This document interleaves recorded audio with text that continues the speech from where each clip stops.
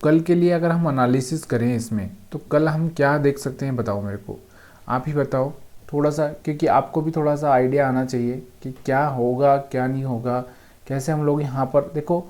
मैं ये नहीं कहता कि ट्रेंड लाइन 100% काम करेगा, मैं ये भी नहीं कहता कि यहाँ पर देखो, शेयर मार्केट एक ऐसी चीज़ है जहाँ पर एक अंधा आदमी भी ये बोलेगा ना कि ऐसा होगा तो हो सकता है, ठीक है, हो सकता है, मतलब पॉसिबिलिटी बहुत है उसकी भी, अगर वो बोलेगा तो यहाँ पर मैं ये कह दूंगा तो मेरी बात हो सकता है 100% सही ना हो, लेकिन कहीं ना कहीं कुछ ना कुछ सही होती हुई दिखेगी। और कोई भी आप, अगर आप में से भी कोई ऐसा बोलेगा तो वो उसकी भी बातें सही होती हुई दिखेगी आपको। ऐसा नहीं है कि किसी की बातें यहाँ पर सही होती हुई नहीं दिखेगी, दिखेगी, सबकी बातें सही होती हुई दिखेगी, इसमें कोई प्रॉब्लम नहीं है। लेकिन देखो, शेयर मार्केट में ये सब बातें करने से अच्छा है कि भाई आप उस चीज़ को फॉलो करो जिसमें आपको रिस्क रिवार्ड मिले। मतलब क्या होता है कि हम लोग देखो, अगर आप एक दिन लॉस करोगे, दूसरे दिन प्रॉफिट करोगे, फिर लॉस करोगे, प्रॉफिट करोगे, लेकिन इसमें क्या होता है, जैसे 50-50% का जो विनरशिप आपको जो दिखने को मिलेगा कि भाई 50-50% का, तो फिर भी आपको लॉस ही होगा। जब आपका 1:2 का रेशो होगा तो यहाँ पर अब क्या होगा कि फिर आपको थोड़ा सा प्रॉफिट देखने को मिलेगा। चाहे आपका मान लो 3 ट्रेड आपका लॉस, मतलब 7 ट्रेड आपका लॉस में चला गया, फिर भी आपको यहाँ पर क्या 3 ट्रेड आपका प्रॉफिट में चला गया, तो फिर भी आपको यहाँ पर ज़्यादा कोई लॉस नहीं होगा। और ये इतना 70% हर बार आप गलत होंगे ये भी पॉसिबल नहीं है, अगर आपने सही से एनालिसिस किया है। इसलिए क्या होता है, कुछ चीज़ों को यहाँ पर 1:2 का आपको रिस्क रिवार्ड रखना ही पड़ेगा, तभी जाके आप सक्सेस हो सकते हो शेयर मार्केट में। तो मैं वही बोल रहा हूँ कि भाई कोई भी बोलेगा तो कुछ भी हो सकता है, मार्केट किधर भी जा सकता है। इसलिए हम लोगों को ये चीज़ें सोचनी नहीं है। हमको, अगर आप इंट्राडे ट्रेडिंग करते हैं तो आपको चार्ट देखना ही पड़ेगा, चार्ट को समझना ही पड़ेगा, चार्ट में क्या चल रहा है। चार्ट ही जो चीज़ है वो बताता है। देखो अब कितने लोग बाइंग करने के लिए आए हैं, कितने सेलिंग करने के लिए आए, बहुत मुश्किल होता है, क्योंकि कुछ कॉल राइटर होते हैं, कुछ पुट राइटर होते हैं, कुछ यहाँ पर क्या होता है, कोई यहाँ पर कॉल बाई करता है, कोई पुट बाई करता है। अब देखो एक सेलर होता है, जैसे अब मान लो उसको सेल करना है तो कॉल को राइट कर देगा, मतलब कॉल को सेल कर देगा। अब हम नहीं समझ पाएंगे ना भाई कि कौन आदमी सेल कर रहा है, कौन बाई कर रहा है, इतना डेटा निकालना बहुत मुश्किल होता है।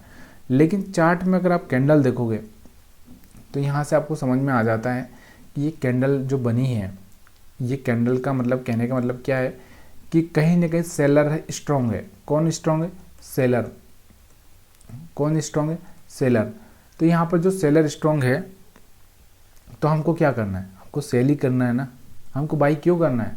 अगर हमको कहीं ना कहीं दिखेगा कि जहाँ से बायर स्ट्रॉन्ग है, जैसे यहाँ पर आपको दिख रहा होगा, यहाँ पर आपको दिख रहा होगा ये जो कैंडल से बनी है, ये कैंडल, तो यहाँ से आपको दिख रहा होगा कि बायर स्ट्रॉन्ग है, तो फिर हमको बाई पे ही प्लान करना है, हम सेल क्यों करेंगे? यहाँ पर आपको दिख रहा होगा सेलर स्ट्रॉन्ग है तो सेल ही करना है, बाई क्यों करना है?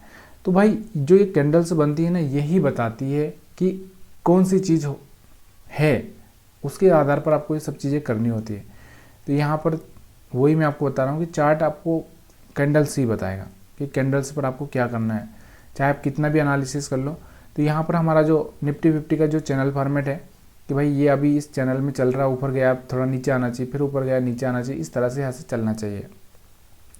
लेकिन फिर भी अगर ये ब्रेकआउट करेगा तो अभी हमारे पास में ये वाला एक पॉइंट है 23,400, इसके पास में ये रेजिस्टेंस लेगा, रिजेक्शन लेगा, रेजिस्टेंस लेगा, रिजेक्शन लेगा, और जब इसको ब्रेक करेगा तो फिर 23,500 का हमारे लिए लेवल रहेगा, फिर 23,600 का हमारे लिए रहेगा। ठीक है, तो ये हमारे लिए यहाँ पर पॉसिबिलिटी बनती हुई दिख रही है। देखो अब डायरेक्टली मार्केट ऐसा तो नहीं 23,600 पे चला जाएगा, हो सकता है गैप अप ओपन हो जाए, इसमें कोई प्रॉब्लम नहीं है।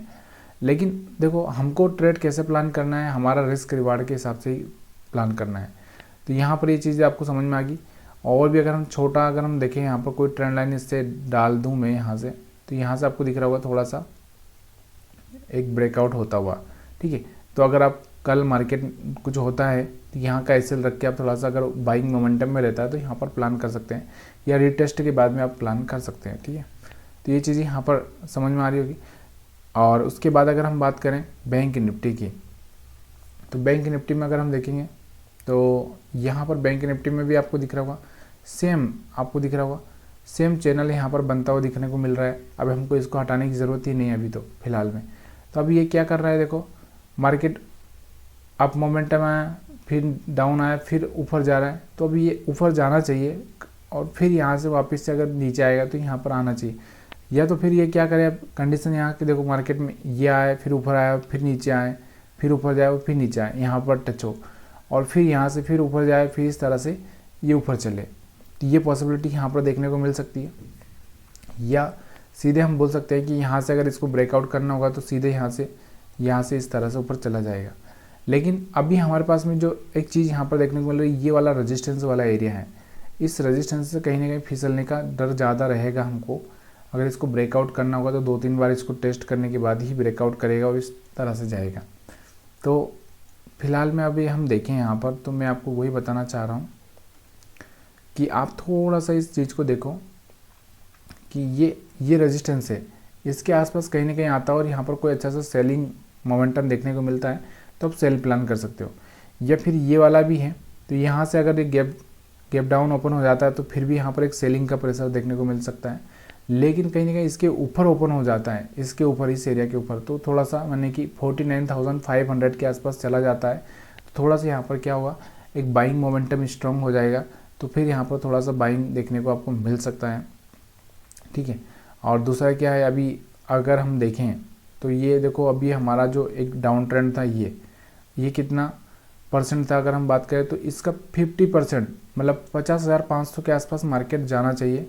उसके बाद में फिर से यहाँ पर मार्केट में गिरावट आनी चाहिए। कहने का मतलब क्या है, अगर बड़े टाइम फ्रेम में मैं ये बात करूँ तो ये कि 50,500 और अभी 49,500 के आसपास, तो इस तरह से ये यहाँ तक जा सकता है। उसके बाद गिरावट देखने को इसमें मिल सकती है, या फिर इसके आगे कंटिन्यू भी कर सकता है, थोड़ा रिट्रेस करके फिर कंटिन्यू कर सकता है, तो ये भी हो सकता है। तो ये चीज़ें आपको समझ में आ रही हो कि अगर आ रही हो तो प्लीज़ यार वीडियो को लाइक शेयर कमेंट करना मत भूलिएगा। आप सभी का वीडियो देखने के लिए बहुत बहुत धन्यवाद।